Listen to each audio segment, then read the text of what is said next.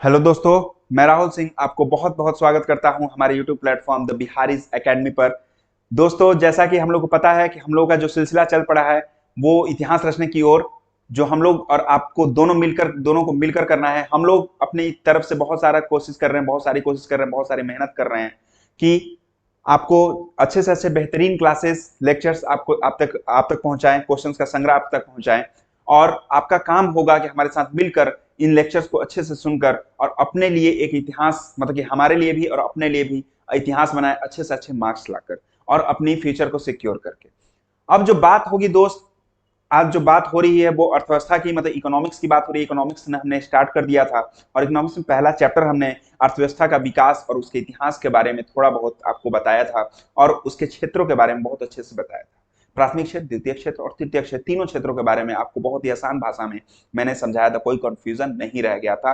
मुझे नहीं लगता कंफ्यूजन होना चाहिए। अगर कंफ्यूजन है तो आप कमेंट बॉक्स में कमेंट करके और पूछ सकते हैं हमसे कोई भी क्वेश्चन, कोई दिक्कत नहीं है हमें, बशर्ते कि आप मेहनत कीजिए। हम मेहनत किए हुए हैं। अब ये अपना दूसरा पार्ट होगा उसी चैप्टर का, अर्थव्यवस्था का विकास और इतिहास का लेके, ठीक है। अब उस पर बात करेंगे। जो आज हम लोग अर्थव्यवस्था में दो पड़ाव की बात करेंगे, एक तो आर्थिक विकास की और एक मौद्रिक विकास की। आर्थिक विकास किसे कहते हैं और मौद्रिक विकास कैसे कहते हैं, इसको आज जान के आपको बहुत अच्छा लगेगा, क्योंकि बहुत ही मजेदार टॉपिक्स, बहुत ही मजेदार जो परिभाषाएं हैं। अच्छा है, मतलब कि किस तरह से इकोनॉमी चलती है आपकी, किस तरह से अर्थव्यवस्था चलती है, किस तरह से सरकार कौन कौन सी मुसीबतें में, तो कौन कौन सी प्लानिंग्स करती है, कौन कौन सी चीजें करती हैं आपके इकोनॉमिक को बढ़ाने के लिए, अपनी इकोनॉमिक बढ़ाने के लिए, अपने राष्ट्र की इकोनॉमिक को आगे बढ़ाने के लिए।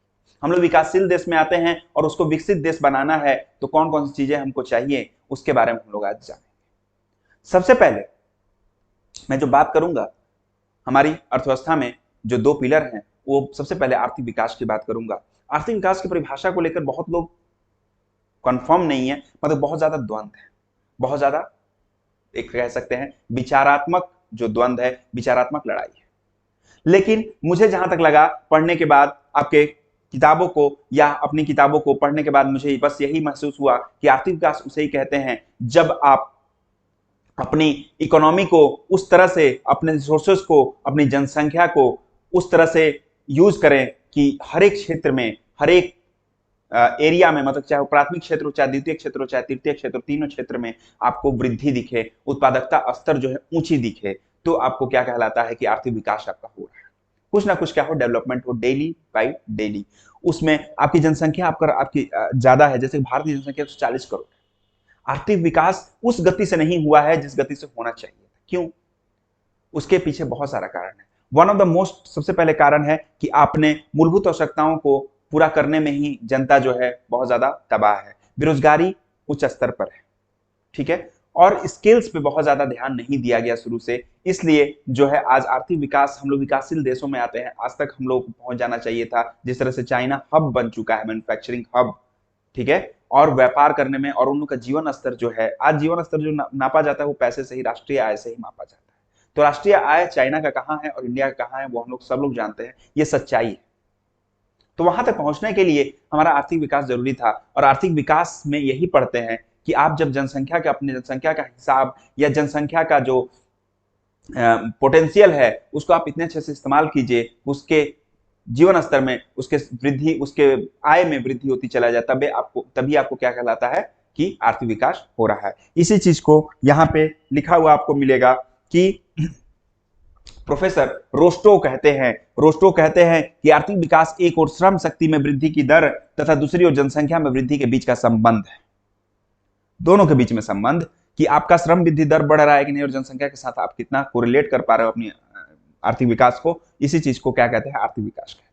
दूसरी चीज कि एक बहुत ही बढ़िया टर्म है आपके किताब में, समावेशी विकास। समावेशी विकास मतलब क्या?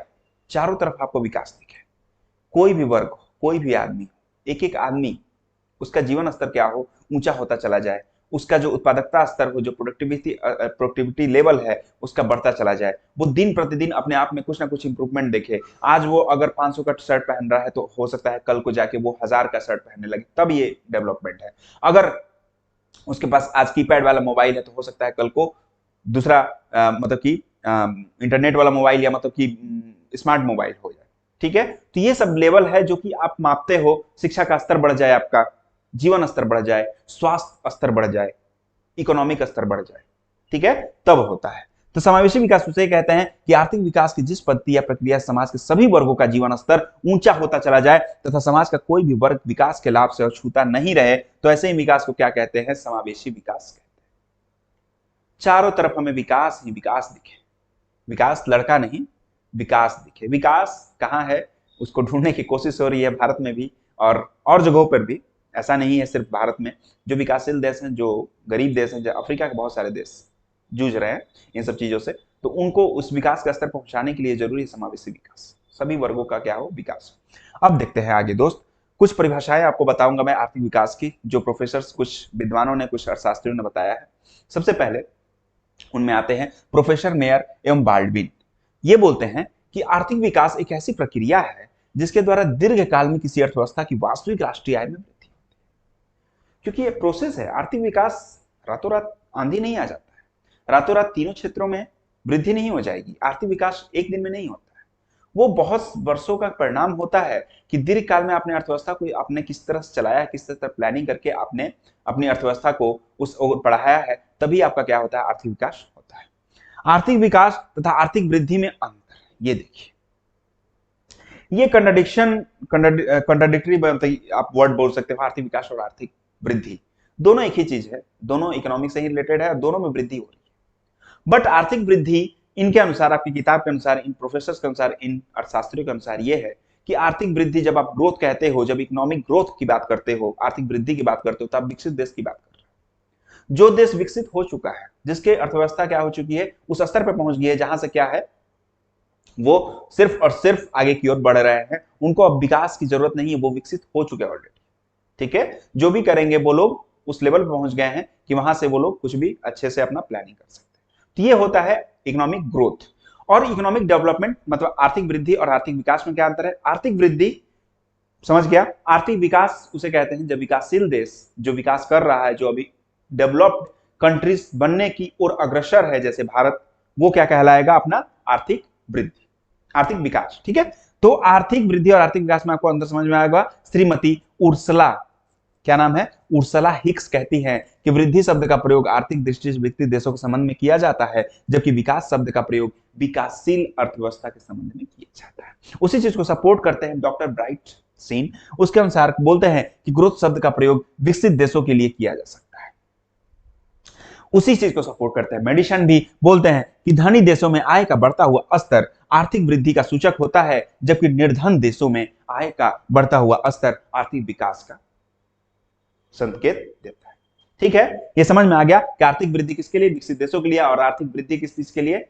आर्थिक वृद्धि विकसित देशों के लिए। और आर्थिक विकास किसके लिए? विकासशील देशों के लिए। आर्थिक नियोजन तथा योजना आयोग की बात करेंगे हम लोग आगे। नियोजन क्या होता है? आर्थिक नियोजन क्या है? नियोजन तो चलिए, नियोजन मतलब कि हो गया प्लानिंग। ठीक है, किसी चीज को आप करते हो, आप मतलब कि कहीं भी जाना भी हो तो आप प्लानिंग करके जाते हो, पढ़ना भी है तो प्लान कर करते हो। हम अगर आपके सामने आते हैं तो प्लान करके ही आते हैं, मतलब प्लान इन द सेंस कि उस पर वर्क करके आते हैं। ठीक है, तो इसी तरह आर्थिक नियोजन का मतलब यही है कि आप ऐसी एक योजना बनाते हो अपने देश के लिए, अपने राष्ट्र के लिए, अपने परिवार के लिए भी आप बना सकते हो। लेकिन अब यहाँ के राष्ट्र की बात हो रही है, यहाँ देश की बात हो रही है, तो हम लोग देश पे ही रहेंगे कि देश के लिए आप कुछ प्राथमिकताओं को चूज करते हो, चुनते हो, और चुन करके उनके अनुसार, अपनी अर्थव्यवस्था के अनुसार उसको प्लान करते हो, नियोजन बनाते हो। उसी को कहते हैं हम लोग आर्थिक नियोजन, ताकि आपका इकोनॉमिक जो है, जो आपकी अर्थव्यवस्था है, जो आपकी इकोनॉमिक सिस्टम है, वो आगे की ओर बढ़ती चले जाए। अब देखिए, एक समय बाद कार्यक्रम के अंतर्गत पूर्व निर्धारित सामाजिक एवं आर्थिक उद्देश्यों की प्राप्ति के लिए अर्थव्यवस्था में उपलब्ध संसाधनों का नियोजित संबंध में उपयोग, इस तरह से उपयोग कीजिए अपने संसाधनों का कि मजा आ जाए, मतलब कि हर एक तरफ क्या हो? वृद्धि वृद्धि दिखे।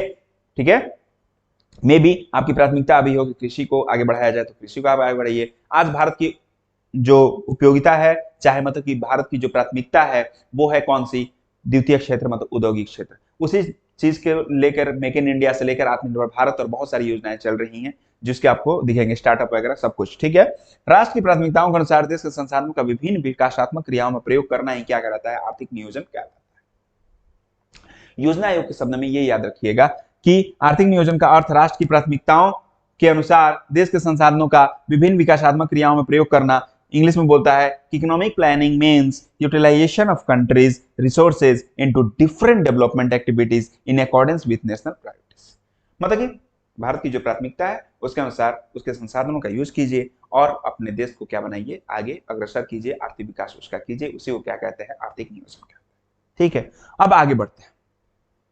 योजना आयोग, योजना आयोग बहुत ही मेन एक संस्था कह सकते हैं 2012 तक, अभी भी है, योजना आयोग ही है, लेकिन उसका नाम बदल गया है, वो नीति आयोग हो गया है। लेकिन योजना आयोग अब नहीं रहा है, याद रखिएगा। योजना आयोग कब आया? आजादी के बाद, जब लोगों को लगा, जब हमारे भारत सरकार को लगा कि क्या करना चाहिए, अब कहीं ना कहीं हमें एक ऐसी संस्था की जरूरत है जो कि हमें बताए कि हमारा जो देश है उसकी प्रायोरिटी, उसकी प्राथमिकताएं क्या हैं और उसके अनुसार हम लोग को क्या प्लान करना चाहिए, कौन सी योजनाएं लानी चाहिए और कौन कौन सी चीजें इंप्लीमेंट करनी चाहिए। तो उसके लिए क्या आया? योजना आयोग आया कब?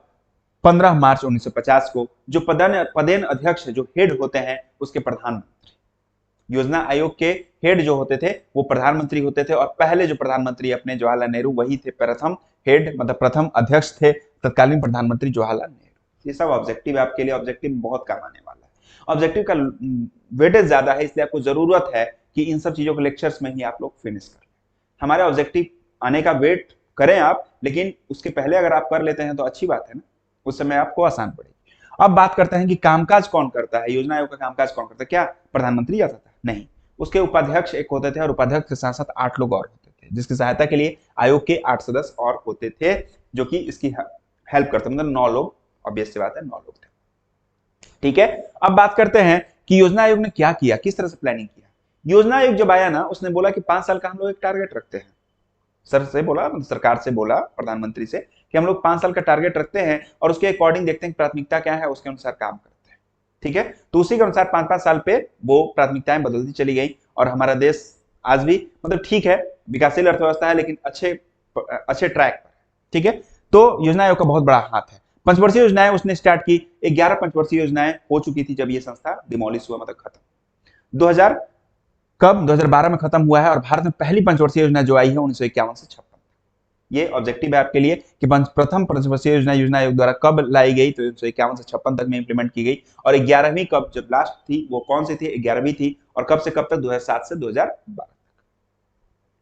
भारत में नियोजन के जो योजना आयोग ने नियोजन का उद्देश्य बताया, उसमें 4 उद्देश्य उसने बताया कि आर्थिक विकास की दर को हमको बढ़ाना है। आर्थिक विकास की दर को क्या करना है?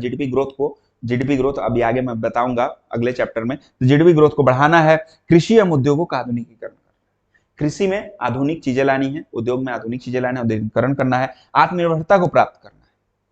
बाहर से हम लोग चीजों पर निर्भर ना रहे, मतलब आयात पर निर्भर ना रहे, निर्यात करें, मतलब कि इतना हम लोग हो जाएं कि अपने पर निर्भर रहें और फिर जाके दूसरे देशों में भी क्या बेच सके, अपने सामान को बेच सके। ठीक है, तो आत्मनिर्भरता को प्राप्त करना है। उसके अलावा सामाजिक न्याय को बढ़ावा देना, मतलब हर एक वर्ग को क्या मिल जाए? न्याय मिल जाए, मतलब कि हर एक वर्ग का आर्थिक विकास होता चला जाए। यही उद्देश्य था किसका? योजना आयोग का, उसी पर काम कर रही थी। भारत में नियोजन जो है वही योजना आयोग का प्रथम, मैंने बता दिया है, द्वितीय।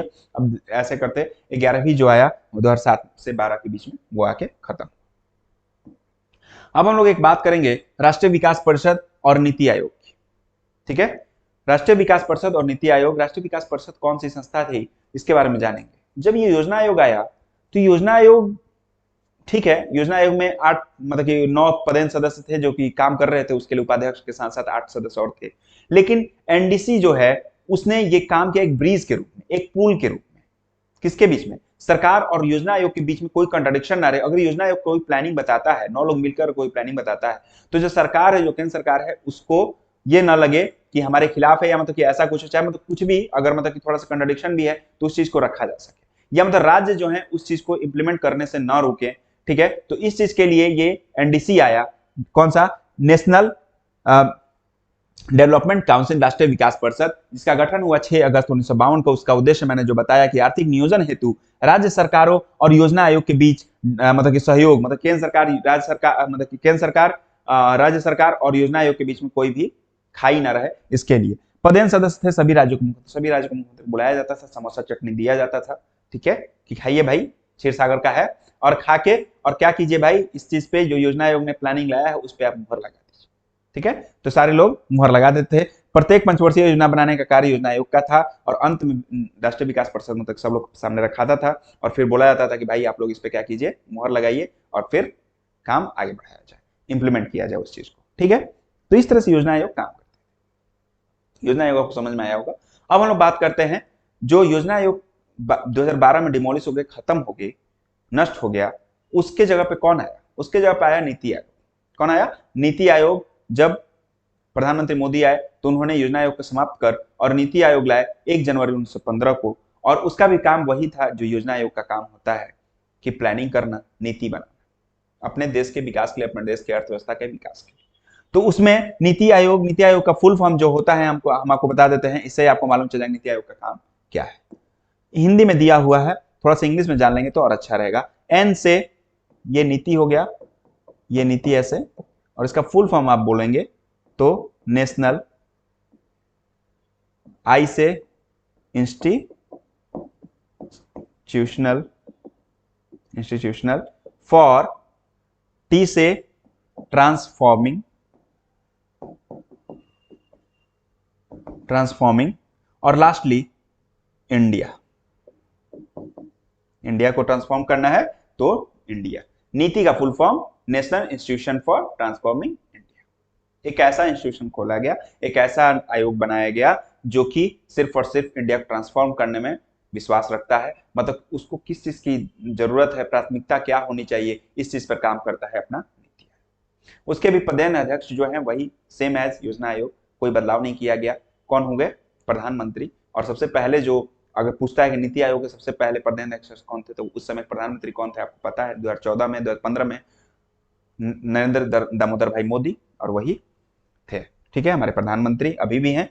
अब बात करते हैं हम लोग आगे, जो हम लोग बात कर रहे थे कि आर्थिक विकास की बात हम लोगों ने कर ली, अब हम लोग को बात करनी है मौद्रिक विकास की। मुद्रा का विकास कैसे? क्या हम लोग ने व्यापार करना स्टार्ट किया तो सबसे पहले क्या नोटों से स्टार्ट कर दिया? उस चीज के बारे में हम लोग पढ़ेंगे। तो आइए पहले उस चीज के प्रेजेंटेशन को मैंने अलग से बनाया है, तो उस चीज को देख लेते हैं। आइए भाई, कहां गए आप? आइए, मौद्रिक विकास। आर्थिक विकास तो हमने देख लिया कि पैसा तो हमको कमाना है, राष्ट्रीय आय बढ़ाना है, सबके हितों का ख्याल रखना है, लेकिन उसके लिए क्या, डील करने के लिए कोई तो मुद्रा चाहिए आपको, है ना? तो इसी चीज को बोलते हैं मौद्रिक विकास। किस तरह से आप वित्तीय समावेशन, फाइनेंशियल इंक्लूजन, मतलब घर घर आपके, मतलब कि घर घर हाथों में पैसे हों, ठीक है ना, और लोग बैंक से जुड़ सकें, लोग बैंकिंग प्रणाली से जुड़ सकें, लोग अर्थव्यवस्था से जुड़ सकें, उस चीज के लिए ही मौद्रिक विकास है। मुद्रा का विकास सबसे पहले जब आदि मानव, मतलब कि हम लोग थोड़ा सा विकसित हुए, मतलब कि आप कह सकते हैं हड़प्पन सिविलाइजेशन की बात कर सकते हैं, या मतलब कि उसके पहले की भी, बहुत उसके पहले भी बात कर सकते हैं, या उस समय की बात कर सकते हैं। तो एक सिस्टम था जिसको बोलते हैं वस्तु विनिमय प्रणाली। कौन सी प्रणाली? वस्तु विनिमय की प्रणाली, बार्टर सिस्टम कहते हैं इंग्लिश। इसमें क्या होता था कि आप एक वस्तु दीजिए, आपको जरूरत है, उस वस्तु को आप वापस ले लीजिए। जैसे कि मैं हूं और आप हैं, ठीक है, हमें किस चीज की जरूरत है? हमें हो सकता है कि पेन की जरूरत हो और आपको उस पेन की जरूरत ना हो, आपको उसके बदले में एक किताब की जरूरत। अगर मेरे पास किताब है तो मैं आपको किताब दूंगा, आप हमको पेन देंगे, और दोनों के बीच में क्या हो गया? वस्तु का फेरबदल हो गया और दोनों ने व्यापार कर लिया। ये शुरू का सिस्टम था, जब हमारा मनुष्य दिमाग है, मानवीय दिमाग है, जो विकसित हो, जब हम व्यापार की ओर आगे बढ़े। उसके बाद जो दूसरा स्टेप हमने उठाया वो था मुद्रा का प्रादुर्भाव। जैसे जैसे हम लोग आगे बढ़ते चले गए, सरकार का गठन हुआ और सरकार ने बोला कि एक तो कोई ना कोई मुद्रा आपको क्या करना पड़ेगा? रखना ही पड़ेगा। अब मुद्रा रखने के लिए ये चीज हुआ कि मुद्रा को, किस तरह का मुद्रा? तो हर एक जगह पे, हर एक अर्थव्यवस्था में अपने अपने हिसाब से क्या किया गया? मुद्रा रखा गया। जैसे कि भारत में कौन सा मुद्रा चलता है? रुपया। अमेरिका में कौन सा चलता है? डॉलर, ठीक है, और देशों में जहां जैसे कि ब्रिटेन में पौंड। तो इस तरह की चीजें जो हैं, हर जगह अपने अपनी मुद्राओं को देशों ने अपनी अपनी अर्थव्यवस्था के हिसाब से उन्होंने रखा। अब बात यह है कि अर्थव्यवस्था में आपके मन में आ रहा होगा कि डॉलर ही सबसे ज्यादा क्यों चलता है? क्योंकि उन्होंने अपनी अर्थव्यवस्था को, जो अमेरिका ने अपनी अर्थव्यवस्था को, अपनी मुद्रा को इस तरह से, मतलब कि प्रचार प्रसार किया। प्रचार प्रसार इन द सेंस कि उन्होंने इतना व्यापार किया, अपने इकोनॉमी को इस तरह से मतलब आगे बढ़ाया कि आज वो एक हार्ड करेंसी, मतलब कि कोई भी डील होती है तो वो डॉलर में ही होती है ज्यादातर। ठीक है, अब भारत का है, लेकिन भारत का कैसे होगा, आज आप देख सकते हो मुद्दा जो है वही कांग्रेस उठा रही है। चाहे मतलब मुद्दा तो है ही कि 82 रुपया क्या हो गया है, डॉलर के मुकाबले रुपया गिर चुका है। मतलब $1 वो लोग देंगे तो हमको कितना देना पड़ेगा, 82 रुपया। आप समझ लीजिए क्या कीमत है रुपये की। ठीक है, तो इस तरह से उसमें नहीं जाते हैं, बात करते हैं मुद्रा की। मुद्रा की बात आई तो हमने बता दी, लेकिन बात यह है कि मुद्रा का प्रादुर्भाव, लोगों की आवश्यकताएं बढ़ी, मनुष्य का फैलाव होने लगा और वस्तु विनिमय से काम नहीं चलने वाला था, तब मुद्रा का प्रचलन शुरू हुआ। कितना कब तक सामान देते आप गेहूं और चावल से आप व्यापार करते, आपको रुपया देना जरूरी था, मुद्रा का प्रचलन जरूरी था, इसलिए मुद्रा आया। उसके बाद ये है एक शब्द है चेक। चेक आप लोग जानते होंगे, बैंक, जो लोग बैंक में गए होंगे, चाहे मतलब देखते होंगे घर परिवार में भी चेक साइन होता है, या मूवीज में भी देखते होंगे। तो चेक क्या है? चेक कुछ नहीं है, चेक एक व्यक्ति या एक संस्था द्वारा दूसरे व्यक्ति या दूसरी संस्था को उसके नाम पे क्या किया जाता है, प्रदान किया हुआ मुद्रा ही है एक तरह से। आप जाते हो बैंक में और बैंक को दिखाते हो और आपको क्या मिलता है, उसके जगह पे मुद्रा मिलता है, मतलब पैसा मिलता है। यही बात है कि जब बैंकों का निर्माण हुआ तो आसानी से मुद्रा का हस्तांतरण होने लगा, जिसे हम चेक कहते हैं। इसे एक व्यक्ति या संस्था दूसरे व्यक्ति या संस्था के नाम जारी करता है और सरकारी अधिपत्य से स्थापित बैंकों के द्वारा पैसे का आदान प्रदान हो जाता है। ठीक है, जिस बैंक का चेक होगा उस बैंक में ले जाइए, उस बैंक में उस व्यक्ति का खाता होगा और उस व्यक्ति के खाते से आपको क्या मिल जाएगा, पैसा आसानी से मिल जाता है। इसे क्या कहते हैं हम लोग, चेक कहते हैं। ठीक है, ये देख सकते हैं। सबसे पहले बार्टर सिस्टम आपको दिख रहा होगा, पैसा, इसके हाथ में भेड़ है, इसके हाथ में टमाटर, टमाटर दिया, भेड़ ले लिया, उसको भेड़ की जरूरत है, उसको टमाटर की जरूरत है। दूसरा आपने देखा पैसा जो आज है गांधी, और तीसरा की चेक। ठीक है, इन तीनों चीजों को आप लोग रूबरू होंगे। कोर बैंकिंग प्रणाली, बहुत अच्छा। कोर बैंकिंग प्रणाली का मतलब यही है कि बैंकिंग सिस्टम को आप इतना लोगों के करीब ले आइए कि वो लोग क्या हो जाएं, मतलब कि लोग जो हैं आपके बैंकिंग सिस्टम से, आपकी अर्थव्यवस्था से जुड़ जाएं डायरेक्ट। ठीक है, आसान बना दिया जाए, पैसे का हस्तांतरण जो है आसान बना दिया जाए, जिससे क्या होगा, व्यापार आसान होगा, जिससे क्या होगा, इकोनॉमिक, लोग क्या करेंगे, व्यापार करना स्टार्ट करेंगे, लोग खरीदना सामान स्टार्ट करेंगे, उनको सोचना नहीं पड़ेगा कि जेब में पैसे हैं या नहीं पैसे हैं।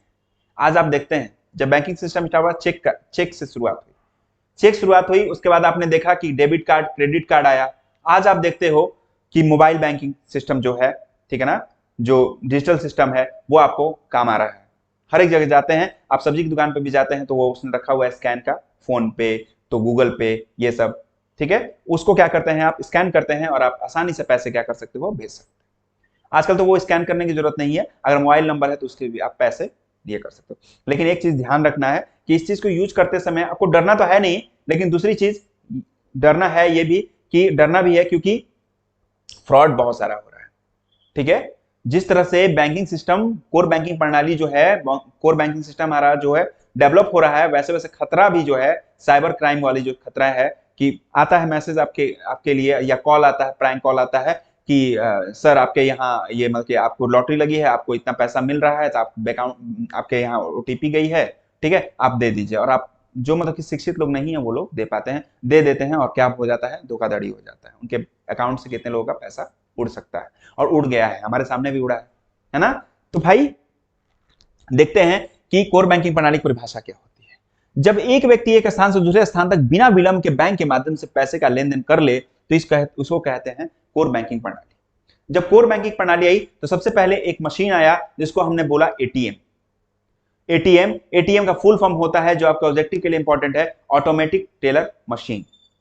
ऑटोमेटिक टेलर मशीन, एक व्यक्ति क्या करता है कि प्लास्टिक का एक कार्ड होता है, अब तो मतलब कि अलग अलग कार्ड बन गया, एक प्लास्टिक का कार्ड होता है जो कि जिसको लेके जाता है और वहां पे क्या करता है कि भाई एंट्री करवाता है, वहां पे जो मशीन लगा हुआ है, और उसमें उससे पिन मांगा जाता है, और कितना आपको पैसा निकालना है वो सब आपने वहां पे ये करते हो आप, और उसके बाद क्या होता है, आपको पैसे आसानी से मिल जाते हैं 2 मिनट के अंदर। जो आप बैंक में जाके लाइन लगाते थे, जो आप पासबुक लेके खड़े रहते थे, उसको आसान बना दिया किसने, एटीएम ने। एटीएम ने आसान बनाया, एटीएम ने आसान बनाया। और मौद्रिक विकास की संक्षिप्त कहानी आपके सामने एकदम भरी पड़ी है, आपके किताब में बहुत अच्छे तरीके से दिया हुआ है कि वस्तु विनिमय प्रणाली सबसे पहले आया, जहां पे वस्तु से वस्तु का लेन देन स्टार्ट हुआ। दूसरा मौद्रिक प्रणाली, मुद्रा से वस्तुओं का, सेवाओं का विनिमय, मतलब पैसा देके आप करने लगे। फिर बैंकिंग प्रणाली आई कि बैंक के माध्यम से चेक के द्वारा आपने पैसा देना, एक दूसरे को स्थानांतरित करना स्टार्ट कर दिया।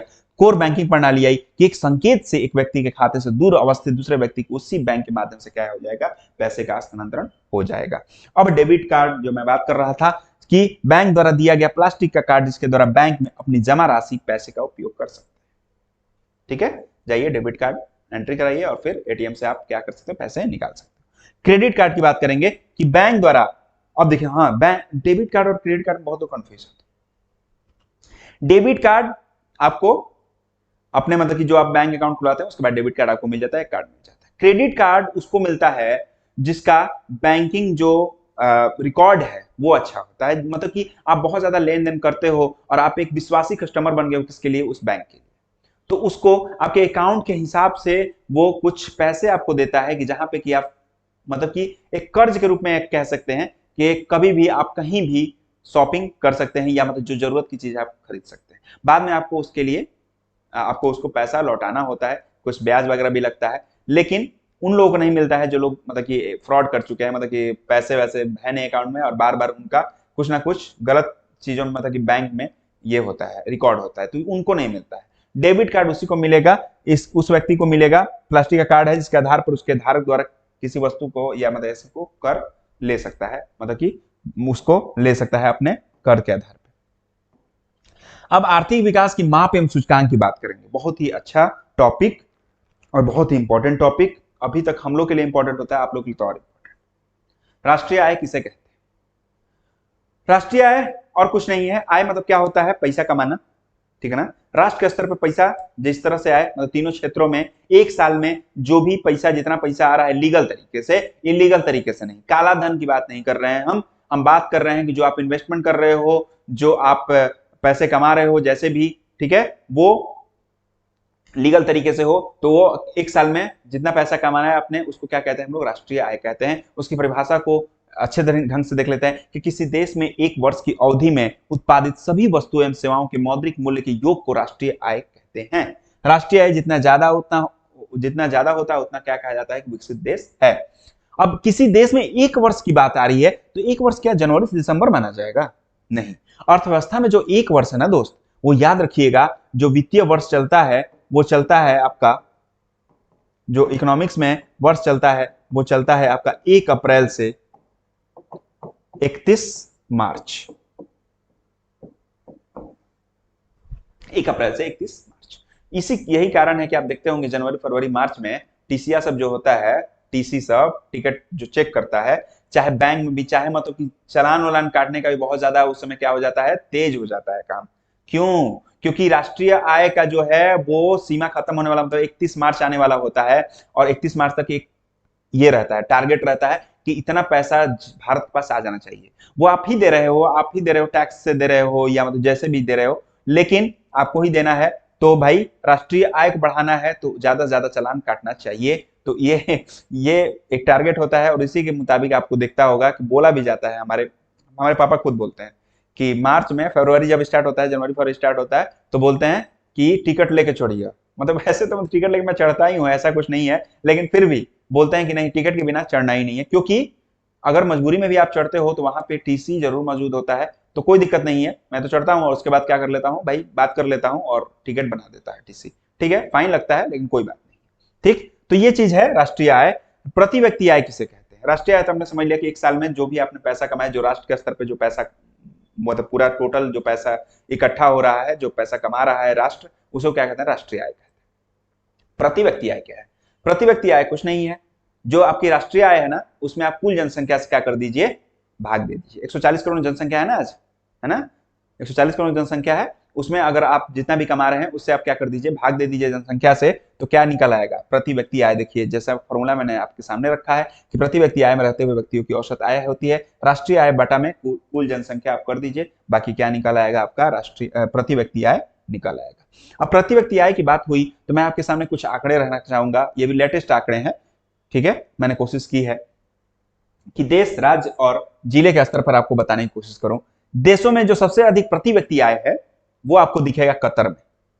ये देखिए, $1,28,647। समझ रहे हैं? प्रति व्यक्ति जो आय है, मतलब एक व्यक्ति एक साल में कितना कमा रहा है कतर में? एक साल में जोड़ लीजिएगा, रुपया में जोड़िएगा ना दोस्त, तो कतर का 1,28,647 डॉलर में आपको 82 से भाग देना, 82 से गुना देना पड़ेगा। अब गुना करके आप देख लीजिए कितना डॉलर हो रहा है, कितना रुपया हो रहा है, ठीक है ना। ये तो डॉलर है, रुपया में आप जोड़ लीजिएगा कितना कमा रहा है एक कतर का आदमी। तो सबसे ज्यादा जो देश में प्रति व्यक्ति आय है वो कतर है। दूसरा, कि देशों में सबसे कम प्रति व्यक्ति आय वाला देश है बुरुंडी। बुरुंडी जो है ये एक कंट्री है, अफ्रीकन कंट्री है। तो बुरुंडी में क्या होता है, सबसे कम प्रति व्यक्ति आय है 272.14 डॉलर। अब उसमें 82 से गुणा कितना रुपया का मात्रा एक साल में देख लेना बुरुंडी के लोग कमा रहे हैं। भारत का प्रति व्यक्ति आय कितना है, 2,277 डॉलर। अब इसमें भी 82 से आप गुना कर लीजिएगा, समझ में आएगा पैसा कितना कमा रहे हैं, ठीक है, रुपया में कितना कमा रहे हैं। तो भारत का समझ में आ गया। ये सिर्फ और सिर्फ मैंने इसलिए बता दिया कि आपको समझ में आ जाए कि प्रति व्यक्ति आय क्या कहलाता है। प्रति व्यक्ति आय, मैं बार बार बोल रहा हूं कि जितना आपने कमाया, अगर मान लीजिए कि 4,000 रुपया भारत के लोगों ने कमाया, पूरा राष्ट्रीय आय हुआ, उसमें 20 लोगों की जनसंख्या है, तो 20 में आप भाग दे दीजिए, 0 कटा, कितना हुआ, 200 रुपए। 200 रुपए प्रति व्यक्ति आय निकल। तो इसी तरह से हम लोग निकालते हैं प्रति व्यक्ति आय। अब बात करेंगे हम राज्य के स्तर पे कि भारत में सबसे अधिक कहां पे राज्य में, किस राज्य में प्रति व्यक्ति आय है। तो सबसे अधिक प्रति व्यक्ति आय वाला राज्य जो है 4,22,155 रुपए कमा रहा है प्रति व्यक्ति, उसका नाम है गोवा। मैंने यहाँ पे छूट गया है, याद रखिएगा, गोवा। कौन सा राज्य, गोवा राज्य जो है सबसे अधिक प्रति व्यक्ति आय के मामले में सबसे आगे। सबसे कम प्रति व्यक्ति आय वाला राज्य जो है अपना 43,822 रुपए कमा रहा है, वो अपना है बिहार। कौन है, बिहार। बिहार सबसे नीचे 43,000 कमा रहा है। बिहार का प्रति व्यक्ति आय कितना है, 43,822 रुपए। अब देखते हैं बिहार में ही कि कौन सा जिला सबसे आगे है प्रति व्यक्ति आय में और सबसे कम में कौन सा है। बिहार में सबसे अधिक प्रति व्यक्ति आय वाला जिला कौन है, 1,31,000 कमा रहा है पटना। पटना कितना कमा रहा है, पटना का लोग कितना कमा रहा है, 1,31,000 हमारी राजधानी में। बिहार में सबसे कम प्रति व्यक्ति आय वाला जिला 19,600 कमा रहा है यहाँ का लोग, शिवहर।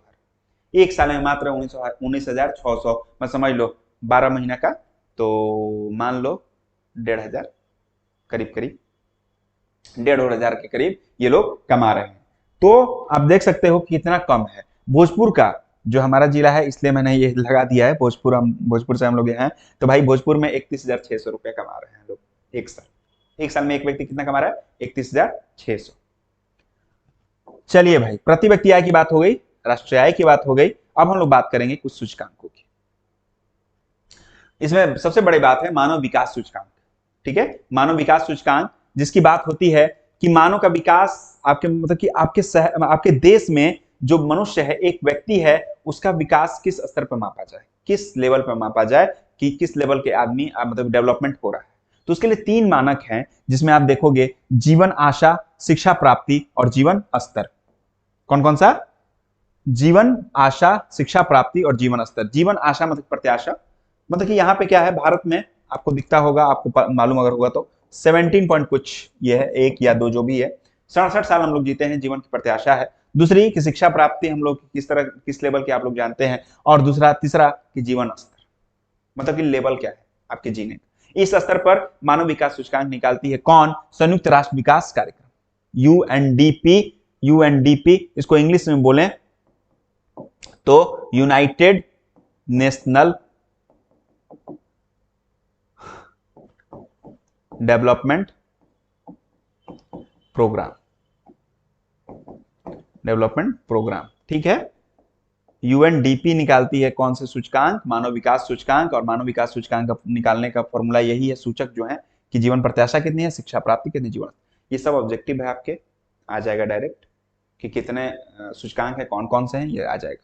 एचडीआई कैसे निकालते हैं, जीवन आशा सूचकांक प्लस शिक्षा प्राप्ति सूचकांक प्लस जीवन आशा सूचकांक। इसको एक मतलब कि पैमाना दिया जाता है, 0 से 1 के बीच में नंबर दिया जाता है सारे देशों में, ठीक है, तीनों स्तर पे, और फिर देखा जाता है किसका स्तर सबसे ज्यादा है। मैंने जहां तक डाटा, मुझे जो लेटेस्ट डाटा लगा है वो उसके अनुसार जो मानव विकास सूचकांक में इन तीनों चीजों में, मतलब जीवन आशा में, शिक्षा प्राप्ति में और जीवन स्तर में सबसे बढ़िया जो है स्विट्जरलैंड, इसको मिला है 0.962।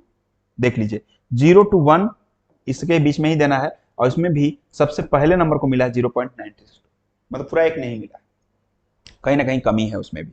191 देशों का ये गणना हुआ था, जिसमें साउथ सूडान को सबसे लास्ट में रखा गया जीवन सूचकांक में, ठीक है। और इंडिया को भी रखा गया 132वां नंबर पे, याद रखिएगा 191 देशों में 132वां रैंक है। 2020 में 130 था, मुझे यहाँ तक याद आ रहा है। अब हम लोग और नीचे लुढ़क गए, मतलब 132 पे पहुंच गए हैं। और हमारी जो नंबरिंग है वो 0.633 है, मतलब 0 से 1 के बीच में 0.633 नंबर मिला है, अंक मिला है, ठीक है।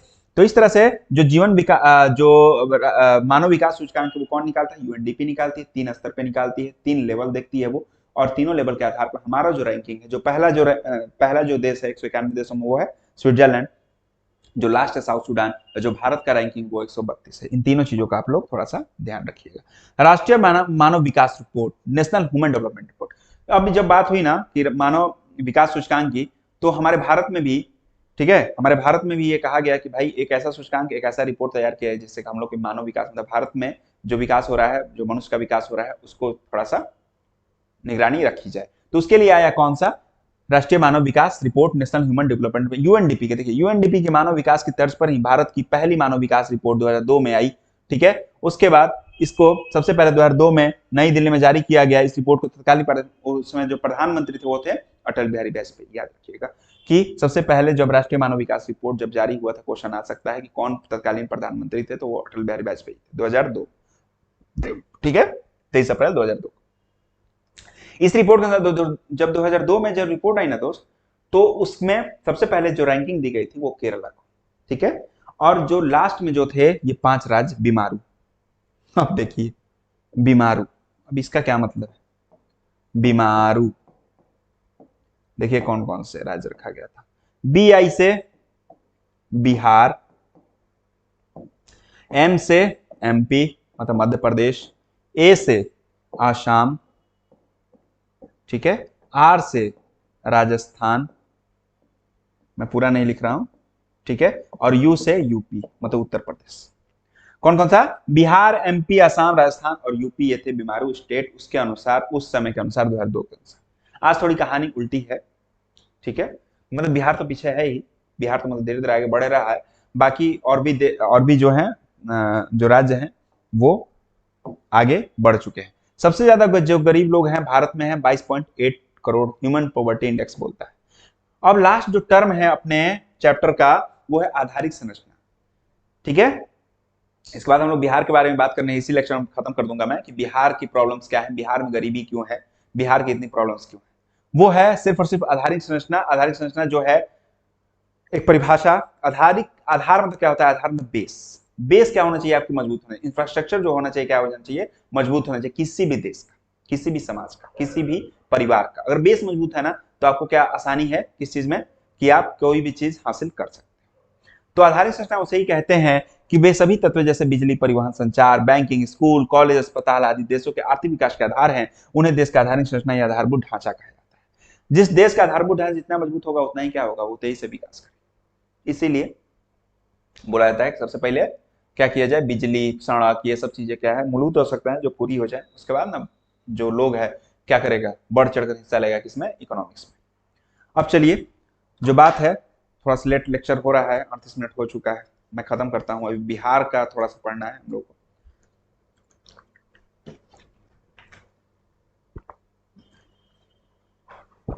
बीमारू स्टेट तो हमने देख लिया, बीमारू स्टेट में बी आई जो है सबसे ज्यादा, सबसे पहले है। बात करते हैं हम लोग, चलिए बोर्ड पे ही मैं बताता हूं कि बिहार की स्थिति क्या है।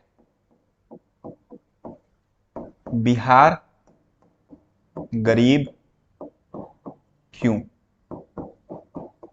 सबसे पहले जो सबसे पहला कारण है, मेरी राइटिंग उतनी अच्छी नहीं है, ध्यान दीजिएगा, आप किताब खोल के बैठिए, सब लिखा हुआ है उसमें।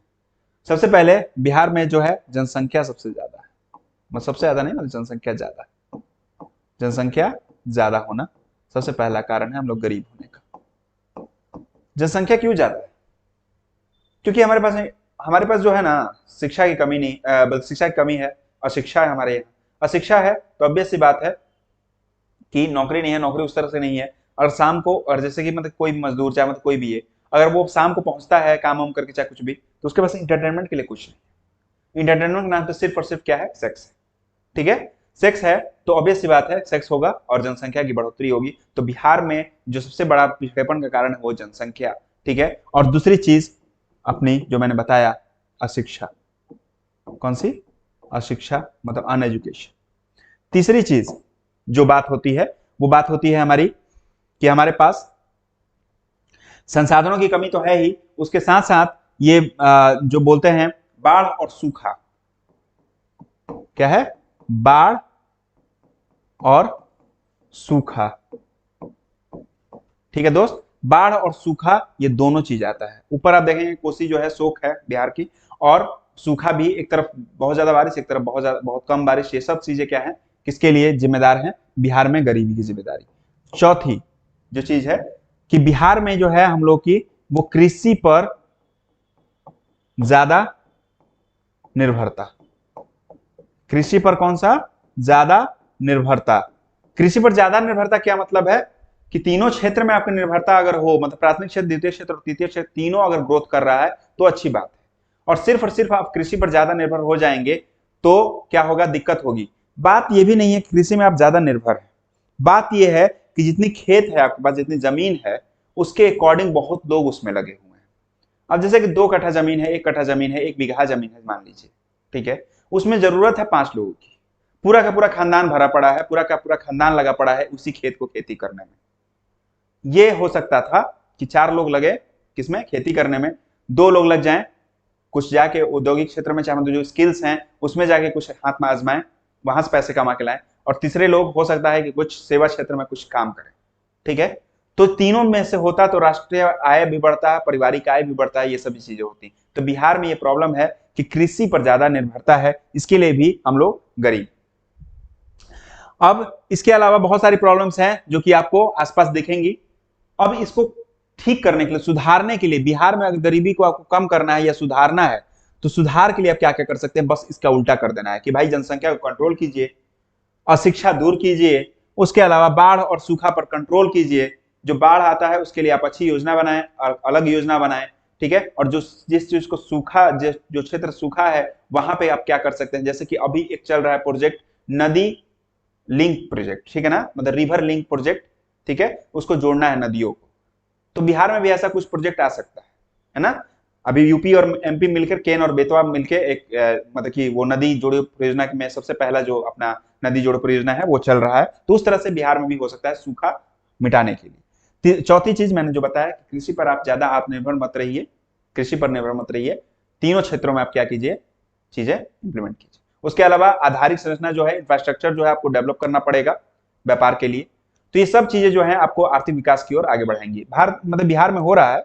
बिहार को तो मतलब कि लोग अपने मुख्यमंत्री जो हैं अभी नीतीश बाबू, उनको तो सुशासन बाबू कहते हैं, उसके साथ साथ विकास बाबू भी कहते हैं, इसी के लिए कि उन्होंने विकास के इस मतलब आधारभूत संरचना को उन्होंने मजबूत किया। ये ऑब्वियस सी बात, ये सही बात है वैसे कि आधारिक संरचना हमारी मजबूत हुई है पहले से, लेकिन और तेजी से इसको ग्रोथ करने की जरूरत है। ठीक है, अब अगली बात है अपनी, एक छोटा सा टर्म है आपके चैप्टर में, वो होगा बिलो पॉवर्टी लाइन, बीपीएल, मतलब कि गरीबी रेखा से नीचे। ठीक है, इसका मतलब क्या है? क्यों आप कहते हैं कि आप गरीबी रेखा से नीचे हैं? ये याद रखिएगा, आपके उस बॉक्स में दिया होगा, एक बॉक्स में, आगे आप पढ़ेंगे जब चैप्टर तो लास्ट में, कि जब गांव का आदमी कितना प्राप्त करे? 2400 कैलोरी। कितना? 2400 कैलोरी अगर नहीं प्राप्त कर पा रहा है, अगर वो प्राप्त कर लेता तो गरीब नहीं है, अगर नहीं प्राप्त कर रहा है 2400 कैलोरी अपने मतलब कि ऊर्जा खाने पीने से, तो वो क्या है? गरीब। अगर शहर की बात करें तो 2100, कितना? 2100 कैलोरी अगर प्राप्त कर रहा है शहर का लोग, अगर उससे कम प्राप्त कर रहा है तो वो गरीबी रेखा के नीचे, अगर उसको प्राप्त कर ले रहा है तो गरीब नहीं है। तो ये बीपीएल का एक पैमाना है जो कि बनाया गया है, ठीक है, हमारे यहाँ। तो ये चीज आप लोग ध्यान रखेंगे, और इस तरह से इस चैप्टर को मैं पूरा कंप्लीट कर चुका हूं। थोड़ा सा लेक्चर बड़ा हो गया है, करीब करीब 40-45 मिनट का, लेकिन आपको सारे कॉन्सेप्ट जो हैं आसानी से इस चैप्टर से रिलेटेड खत्म हो गए। अब आपका काम है कि इस चीज को आप ढंग से देखिए और समझने की कोशिश कीजिए। समझ में ना आए तो फिर आप बोलिए, आप कमेंट बॉक्स में जो भी आप कमेंट करेंगे वो सब हम लोग के लिए मंजूर है। अब बाकी मिलते हैं अगले चैप्टर के साथ अपने, या व्याकरण जो भी मेरा वो होगा आगे की ओर, तो वो हम लोग लेके आएंगे। ठीक है, तब तक के लिए आप लोग खूब मस्त रहिए, पढ़ाई कीजिए। बाय।